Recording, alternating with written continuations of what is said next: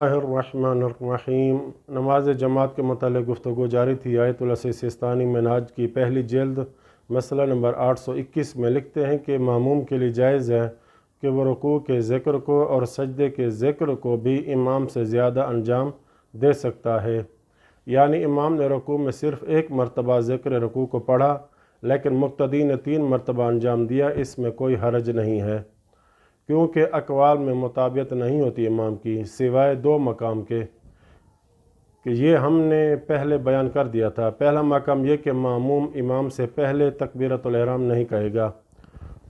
दूसरा ये कि नमाज के आखिरी तशहुद को इमाम से पहले नहीं पढ़ सकता। मुताबियत ज़रूरी है इन दो में।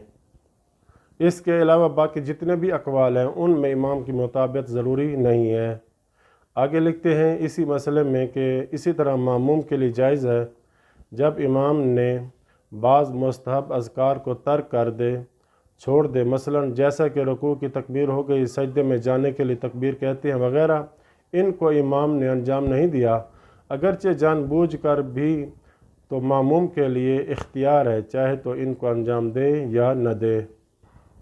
तीसरी सूरत ये कि जब इमाम जलसा इस्तिराहत को तर्क कर दे, यानी 2 सजदों के बाद या 2 सजदों के दरमियान इमाम ने जलसा इस्तिराहत को अंजाम नहीं दिया, छोड़ दिया, क्योंकि इमाम के नज़दीक जलसा इस्तिराहत वाजिब नहीं है, क्योंकि वो जिसका मुक़ल्लिद है वो मुज्तहिद मसलन जलसा इस्तिराहत के वजूब का कायल नहीं है।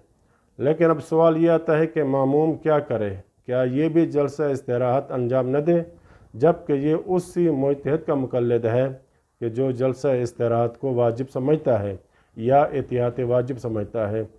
तो यहाँ पर आयतुल सिस्तानी फरमाते हैं कि मामूम चूँकि जलसा इस्तिराहत के वाजिब होने का कायल है, तो मामूम के लिए ज़रूरी है कि वो जलसा इस्तिराहत को अंजाम दे और अंजाम देकर इमाम के साथ मिल जाए। मामूम के लिए जायज़ नहीं है कि जलसा इस्तिराहत को तर्क करे। इसी तरह तस्बीहात अरबा के हवाले से भी यही हुक्म होगा।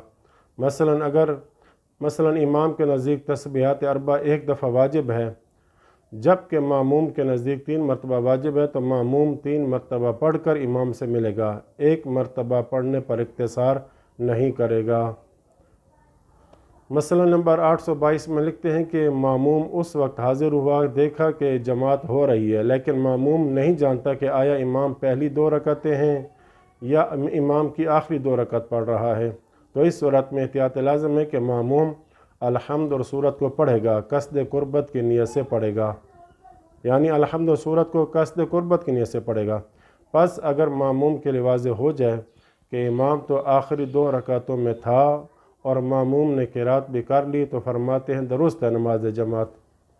और अगर ये मालूम हो जाए कि इमाम पहली 2 रकातों में था, तो फरमाते हैं कि फिर भी कोई मुश्किल नहीं है, नमाज दुरुस्त है उसकी, क्योंकि उसे पता ही नहीं था और उसने अलहम्द और सूरत कसद कुर्बत की नीयत से पढ़ी थी। वसल्लल्लाहु अला मुहम्मद व अहले बैतिह।